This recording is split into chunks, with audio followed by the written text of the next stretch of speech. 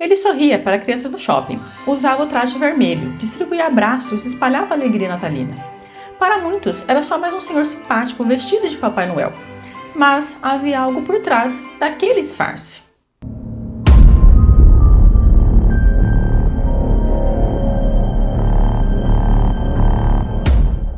Antes de começarmos, deixe seu like, comenta, compartilhe e se inscreve aqui no canal. Bruce McArthur, jardineiro, voluntário em ações sociais e durante quase uma década o autor de uma série de crimes brutais que assombrariam o Canadá inteiro. Entre 2010 e 2017, 8 homens desapareceram misteriosamente, todos com algo em comum, e todos cruzaram o caminho de Bruce. Bruce nasceu em 8 de outubro de 1951, numa fazenda na zona rural de Ontário, Canadá. Cresceu cercado por costumes tradicionais, num ambiente conservador, onde tudo precisava seguir um certo padrão, inclusive as pessoas. Durante a infância e juventude, era visto como uma criança comum, mas havia algo que ele escondia, até mesmo de si mesmo. Uma tensão interna relacionada à sua sexualidade. Algo que naquela época seria impossível expressar livremente, naquele tipo de comunidade. Com o tempo, Bruce casou-se, teve 2 filhos e manteve empregos convencionais. À primeira vista, sua vida parecia seguir o caminho que a sociedade esperava, mas por trás dessa fachada havia um lado oculto e inquietante. Nos anos 1990, após o divórcio, Bruce mudou-se para Toronto. Lá passou a se envolver mais ativamente na comunidade gay do bairro Cushel-Wesley. Frequentava bares, festas, grupos sociais, reconstruiu sua vida, agora mais alinhado com a sua identidade. Trabalhando como paisagista autônomo, Bruce era descrito por vizinhos e clientes como alguém confiável, educado e prestativo. Com seu jeito calmo, cultivava amizades e conseguia a confiança de todos. Ele era o vizinho simpático, o Papai Noel do shopping, o homem das plantas. Mas por trás da imagem inofensiva, o predador já existia. Aos olhos do mundo, Bruce era o tipo de homem que passava despercebido. Trabalhava com jardinagem, cuidava de canteiros, aparava arbustos com zelo. Durante o Natal, vestia a fantasia de Papai Noel nos shoppings e fazia a alegria das crianças e de famílias nos corredores enfeitados. Em especial, era figura frequente em um centro comercial tradicional de Toronto. Mas essa era apenas uma das faces de sua vida. Em paralelo, ele era ativo em sites e aplicativos de encontros voltados ao público gay. Usava perfis que misturavam charme e simpatia. Se apresentava como um homem maduro, atento, aberto a conversas e conexões casuais. E foi justamente ali, nesses ambientes digitais, que Bruce começou a construir seu círculo de alvos. Em cada conversa online, cada sorriso trocado por mensagem, havia uma intenção que ninguém imaginava. Ele observava, escolhia, se aproximava. Por trás de cada encontro, um predador paciente estava à espreita. Muito antes da série de desaparecimentos que chocaria o Canadá, Bruce já havia dado sinais de violência. Em outubro de 2001, ele atacou um homem com um cano de metal, pelas costas. A vítima sobreviveu, mas ficou gravemente ferida. Bruce foi acusado, chegou a se apresentar à polícia e alegou não se lembrar do ocorrido. A sentença foi branda, condicional, sem prisão. E pior, esse episódio não ficou devidamente registrado em seu histórico criminal. Aquilo que hoje parece um alerta óbvio passou despercebido na época. O sistema falhou e a chance de impedir futuros crimes se perdeu. Era como uma janela que se abriu por um instante, mas ninguém olhou para fora. A partir de 2010, o bairro de Church-Wesley começou a registrar um padrão silencioso e assustador. Homens estavam desaparecendo, sem deixar rastros, todos com algo em comum. Faziam parte da comunidade LGBTQ+, local. Alguns eram imigrantes, outros mantinham vidas secretas, escondidas até da própria família, por medo de rejeição. O primeiro caso marcante foi o de Skanda, em setembro de 2010. Jovem, reservado, querido por amigos, um dia ele simplesmente sumiu. A polícia considerou que ele poderia ter viajado, ou desaparecido por vontade própria, mas a comunidade sentia que algo estava errado. Logo, outros nomes começaram a surgir, homens com perfis parecidos, conexões sociais entre si e uma sombra crescendo sobre a região. Mas ainda assim, as autoridades não ligaram os pontos. Enquanto a comunidade acendia o alerta, a polícia apagava as luzes da investigação. Foi só em novembro de 2012, mais de 2 anos após os primeiros desaparecimentos, que a polícia de Toronto finalmente criou uma força-tarefa dedicada ao caso. O nome da operação: Projeto Houston. O foco era investigar o desaparecimento de 3 homens que viviam ou circulavam no bairro.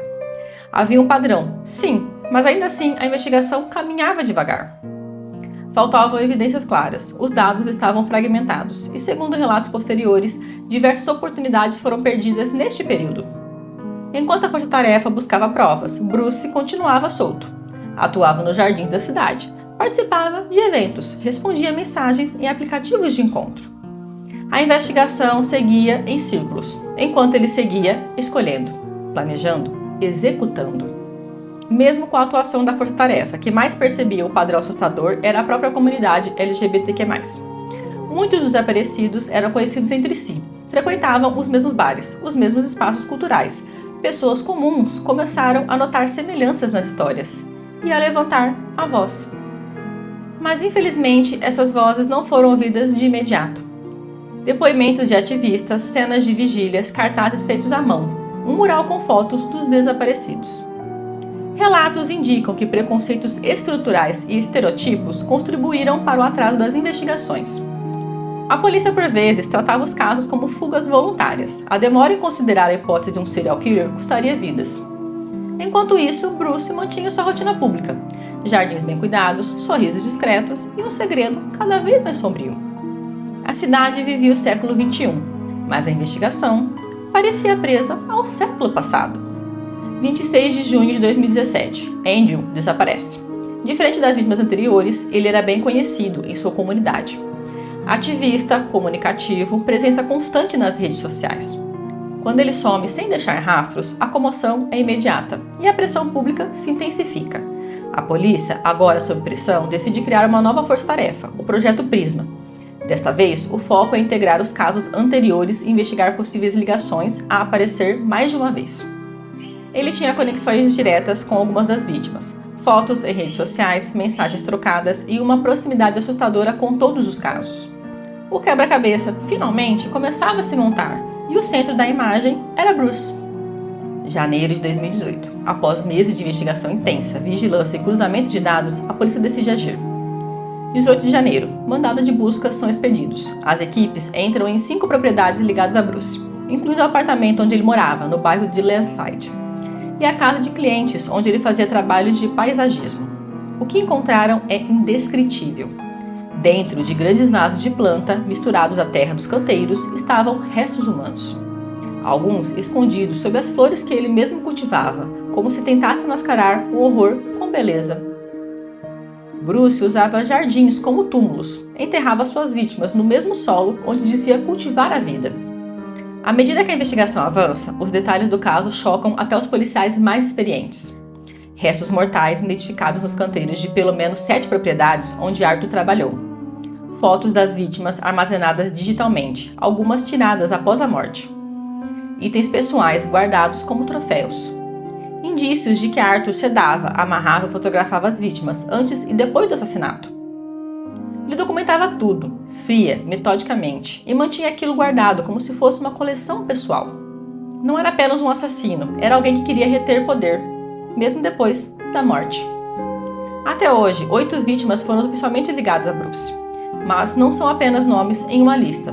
Eram homens com histórias, sonhos, famílias, amizades. Skanda desapareceu em 2010. Imigrante do Sri Lanka. Vivia com discrição, mas era descrito como gentil e reservado. Amigos lembram dele como alguém calmo, que sorria com os olhos. Selim, amado por todos, era conhecido por sua sensibilidade. Compartilhava poesia nas redes sociais, sonhava com uma vida simples e estável. Sumiu em 2017. Andrew, ativista, ativo e engajado em causas sociais, seu desaparecimento foi o que finalmente moveu as autoridades a agir. Deixou uma ausência profunda em sua comunidade. Cada um com uma trajetória marcada por resistência, vulnerabilidade e humanidade. Alguns eram imigrantes recém-chegados, outros viviam em abrigos, enfrentando dificuldades, mas todos mereciam proteção, todos mereciam viver. Eles eram mais que vítimas, eram histórias interrompidas e hoje são vozes que não podemos mais ignorar.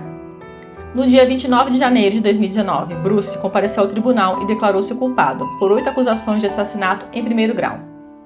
Ele não contestou as provas, não houve julgamento com júri, nenhuma declaração pública de arrependimento. Apenas a confissão, formal, seca e devastadora para as famílias presentes. O juiz Stephan descreveu os crimes como puro mal. Disse que Bruce havia demonstrado frieza, planejamento e um total desrespeito pela vida humana. A sentença foi dura, mas não suficiente para apagar o sofrimento. Bruce foi condenado à prisão perpétua, com a possibilidade condicional apenas após 25 anos. Isso significa que ele poderá solicitar liberdade quando estiver com mais de 90 anos. Mas para todos os efeitos, ele nunca mais será um homem livre. Bruce mantinha perfis em diversos sites de relacionamento, inclusive com o nome de usuário Silver Fox. Ele usava fotos bem cuidadas e sempre mencionava ser confiável e carinhoso. Em pelo menos 3 casos, as vítimas foram enterradas em jardins que ele mesmo havia construído para clientes. Os corpos estavam sob camadas de terra fresca, entre plantas ornamentais.